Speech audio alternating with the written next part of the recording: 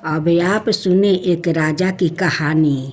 एक समय की बात है, दिलीपी करनी नाम का एक शक्तिशाली राजा था।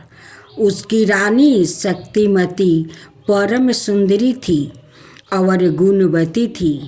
राजा को वो अपने प्राणों से भी अधिक प्यारी थी।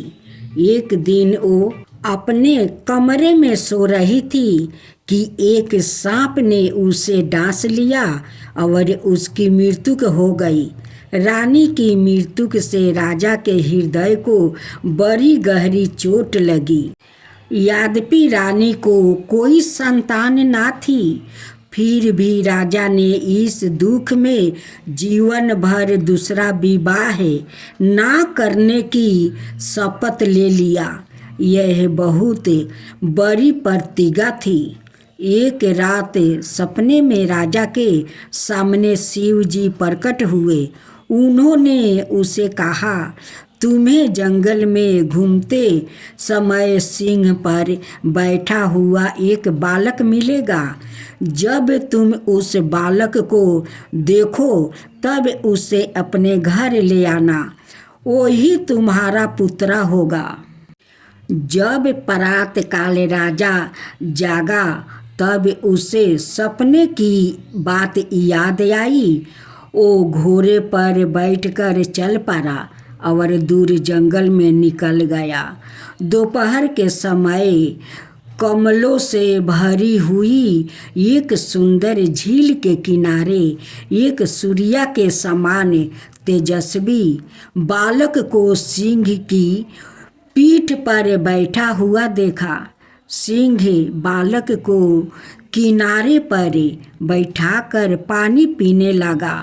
बालक को लेने की इच्छा से राजा ने सिंह को वृक्ष की ओटे से उसी समय बाण मार दिया। बाण के लगते ही सिंह मनुष्य की रूप में बदल गया। राजा को यह देखकर बहुत दुख और आश्चर्य हुआ। राजा उसके पास गया और उससे इस परिवर्तन का कारण पूछा। वो बालक कहने लगा, मैं पहले एक यक्ष था, मेरा 7 नाम था और मैं लक्ष्मी देवी का एक सेवक था। मैंने एक दिन एक ऋषि की पुत्री को गंगा जी में नहाते देखा। मैं उसके सुंदर रूप पर मोहित हो गया और उसके हृदय में भी मेरे प्रति प्रेम उत्पन्न हो गया। हमें दोनों ने गंधर्व विवाह कर लिया। जब उसके संबंधियों ने आकर हमें देखा तो क्रोध में आकर उन्होंने हमें श्राप दे दिया कि तुम दोनों महान पापी हो जाओ, सिंह हो जाओ। उन्होंने आगे बतलाया कि जब उस ऋषि पुत्री की पुत्रा उत्पन्न होगा तब वो श्राप से छूट जाएगी और मैं तुम्हारे द्वारा बाण से मार कर अपने श्राप से छुटकारा पाऊंगा। कुछ समय बाद यह बालक उत्पन्न हुआ।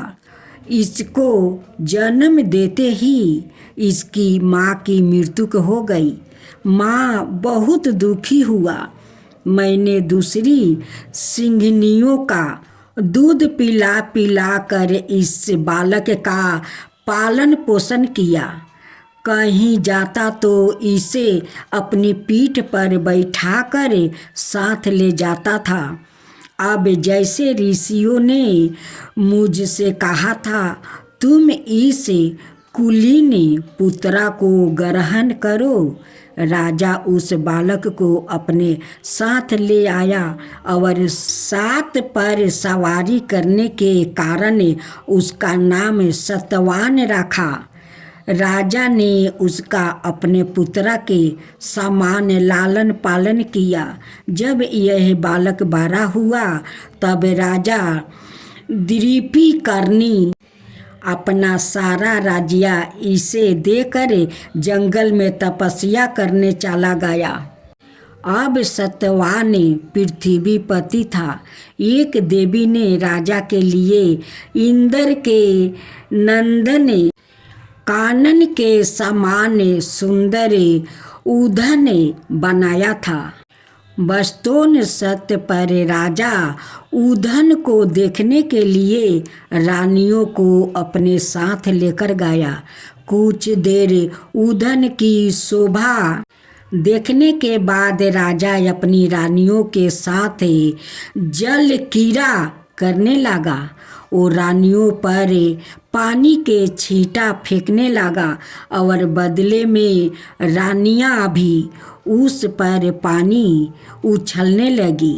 जिस प्रकार आंधी झकझोर कर वृक्षों और बेलों को फूलों और पत्तों से लंगा कर देती है, उसी प्रकार राजा के वियोग से जल फेंकने के कारण रानियों के आभूषण गिर गया और उनका अंग रंग धुल गया। इससे उनकी आंखें कुछ कुछ लाल हो गई। वो भाग कर पास की झड़ियों में छिप गई। किंतु एक रानी जो विष्णु शक्ति की पुत्री थी, शीर्षे के फूल के समान कोमल थी, अधिक थक जाने से भाग नहीं सकती थी। उसने राजा से निवेदन किया कि मुझे जल से ना मारिए माँ उदय के। राजा ने उसका तात्पर्य नहीं समझाया। उसने शीघ्र रानी के लिए लड्डू बनवाया, क्योंकि संस्कृत में माँ और उदेक दोनों शब्दों मिलाकर मोदक बन जाता है, जिसका अर्थ लड्डू होता है, किंतु तोड़ कर इसका अर्थ जल नहीं होता है। इस पर रानी ने ताना मारते हुए कहा, क्या आप इतने मंदबुद्धि हो सकते हैं कि व्याकरण का यह छोटा सा नियम भी नहीं जानते हैं? जल क्रीड़ा करते समय लड्डुओं की क्या जरूरत है? यह सुनकर पास खड़े हुए सब सेवक हंसने लगे। राजा अपने हृदय में बहुत लज्जित हुआ और उसने शीघ्र खेल समाप्त कर दिया। राजा को इतनी आत्मग्लानि हुई कि वो चुपचाप छिप कर अपने महल में चला गया और पलंग पर लेट गया। उसने भोजन, आनंद और किसी से भी बोलना तक छोड़ दिया। उसने आज्ञा दे दी कि किसी को भी उससे मिलने ना आने दिया जाए।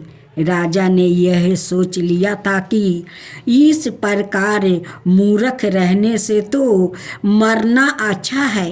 राजा के दो मंत्री गुनाढ़े और सवेरे 12वां दिन का अंत होने पर राजा की दशा मालूम करने के लिए आए। उन्होंने नौकरों से सब हाल मालूम किया।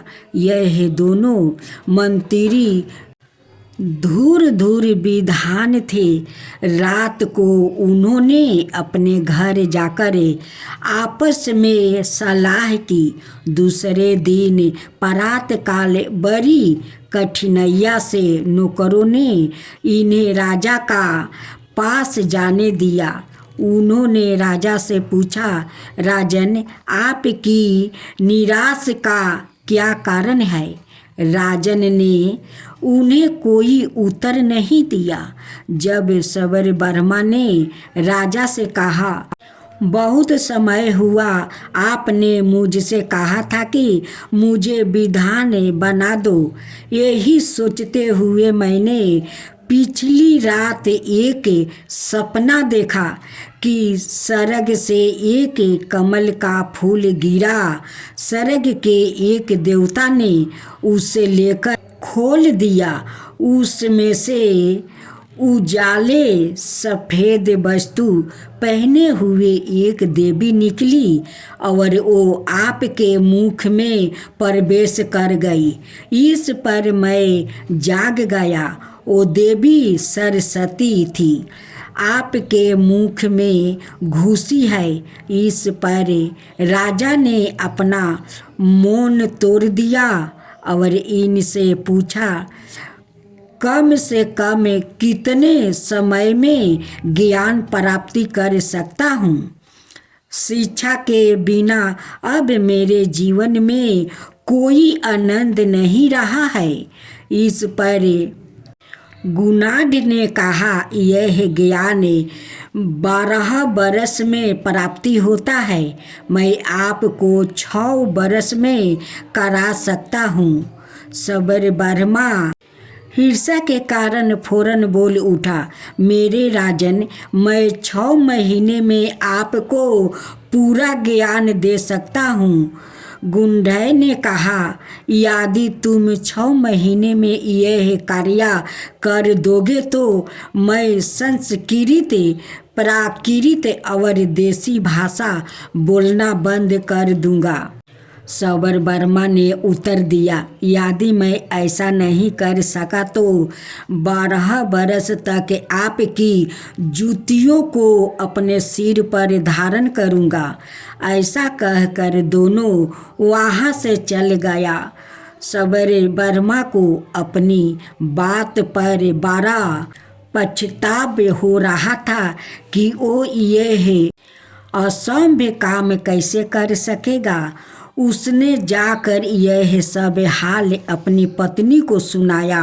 स्त्री ने उसे सलाह दी कि कार्तिक की कृपा प्राप्ति करो। वो रात को बिना कुछ खाए पिए मंदिर को चल पड़ा। गुंडाय ने सबर वर्मा की यह सब बात राजा को सुनाई। राजा आश्चर्य में पड़ गया और सोचने लगा कि अब क्या होगा। एक राजपूत जिसका नाम सिंहगुप्त था, राजा का बहुत ही विश्वास पात्र था। जब उसने राजा की उदासी का हाल सुना तब उसे बहुत दुख हुआ। वो देवी के मंदिर में गया और राजा की प्रसन्नता के लिए दुर्गा माता का चरण पर अपना सिर चढ़ाने को तैयार हो गया। इतने में आकाशवाणी हुई कि ऐसा मत करो, राजा की इच्छा पूरी होगी। यह सुनकर वो राजा के पास गया और राजा को यह सब वृत्तांत कह सुनाया। वहाँ से आकर सबर वर्मा की खोज में उसने 2 आदमियों को भेज दिया। इसी बीच सबर वर्मा मनोव्रत धारण किए हुए कार्तिकेय के मंदिर में पहुंच गया था। कार्तिकेय के उसके व्रत से प्रसन्न हो गया और उसे आशीर्वाद दिया कि उसकी इच्छा पूरी होगी। दोनों आदमियों ने जाकर चुपके से यह देव कृपा की बात जान ली और लौट कर मंत्री की सफलता का समाचार राजा को दिया। राजा यह सुनकर बहुत प्रसन्न हुआ। सबर वर्मा राजा को 6 महीने ही सब विद्या दे दिया। सारे राज्य में प्रसन्नता छा गई।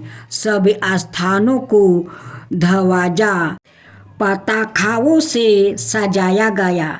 जगह जगह उत्साह मनाया गया। राजा ने सबर वर्मा को बहुत से जवाहरात भेंट किया और उसे नर्मदा के किनारे बककच का शासक बना दिया। राजा ने सिंहगुप्त को भी अपने समान गौरव और अधिकार दिया और अपनी रानी को जिससे उसे यह प्रेरणा मिली थी अपने हाथों से उसका पवित्र जल से अभिषेक करके अपनी पटरानी बना लिया। आज भी सबर बर्मा का बनाया हुआ यह व्याकरण बंगाल में छात्रों को पढ़ाया जाता है। गुनाड ने अपनी प्रतिज्ञा पूरी करने के लिए संस्कृत प्राकृत और देसी भाषा को बोलना छोड़ दिया। उसने अब मौन धारण कर लिया था। राजा के सामने सिर झुकाकर और उसने विदा लेकर अपने 2 शिष्य गुणदेव और नंदी देव के साथ वो नगर को छोड़कर जंगल में चला गया।